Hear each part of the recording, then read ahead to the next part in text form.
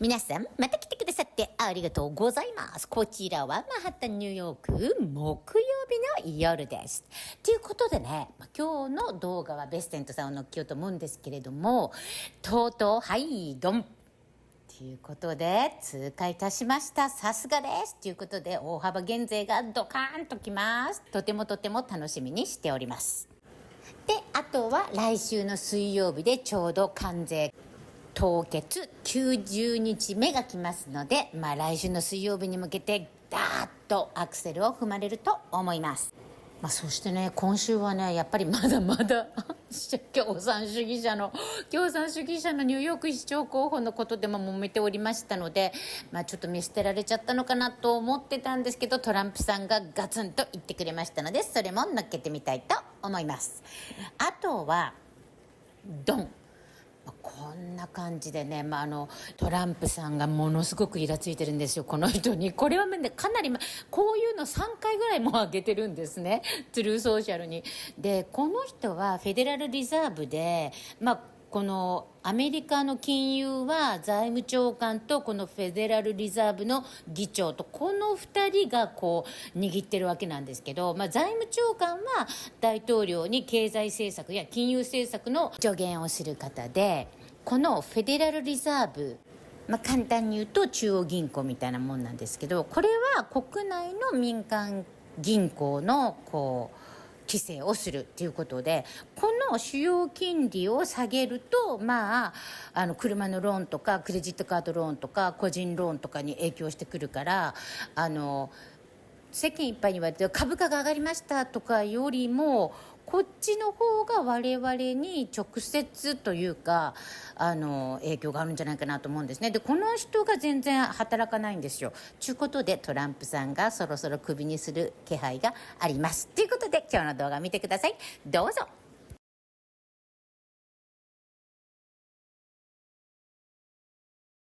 Beloved New York City.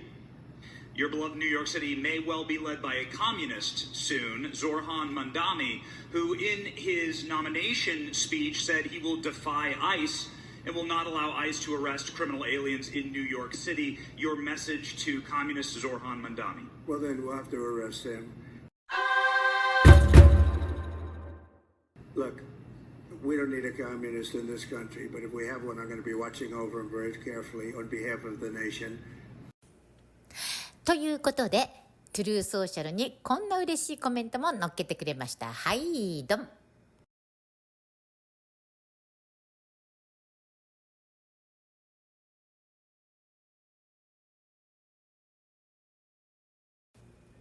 ということでお次はスコット・ベッセントさん、昨日のコメントです。どうぞ。About spending, you've seen them, your message to them tonight. Look, this is the signature piece of President Trump's domestic agenda. This is more than a tax bill because it also includes border, it includes defense, it includes school choice. And I just had a meeting with some of the House Democrats, the Freedom Caucus, and I can tell you that group should be so proud of themselves. They have changed the center of gravity in the debate. We are going to start paying down debt. We're going to grow the economy, and they were big contributors to this. So I believe that at the end of the day, they will be there for President Trump and give Speaker Johnson the ability to move this bill to the president's desk for signing this Friday.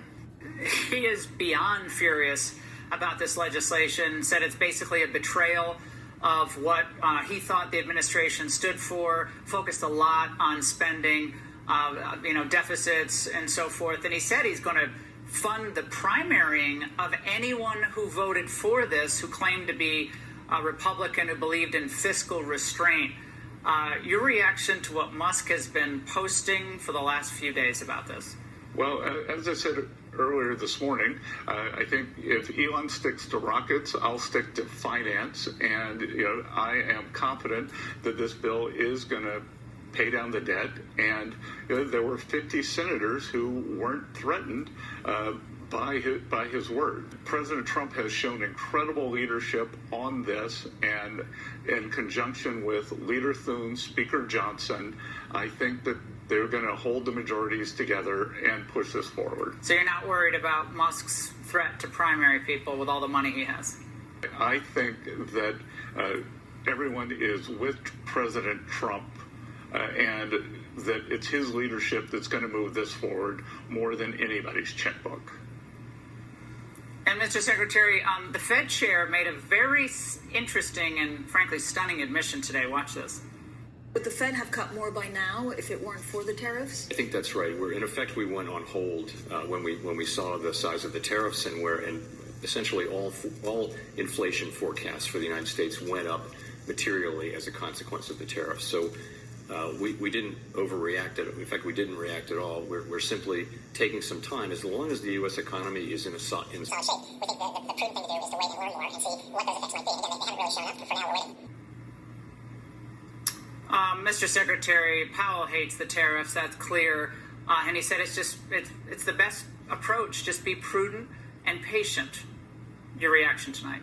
Well, Laura, I can tell you that the overall Fed board has had two reactions to the tariffs, and it's a little bewildering to me why this wouldn't have pushed them more towards a cut or has put them on hold, because the Fed publishes something called the Summary of Economic Projections.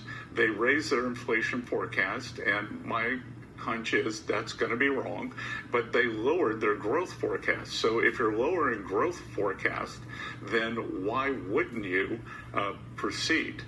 We saw, I'm just basing Fed behavior on past behavior, and we got a 50 basis point cut last September, and inflation was higher and core inflation was much higher. So I don't know.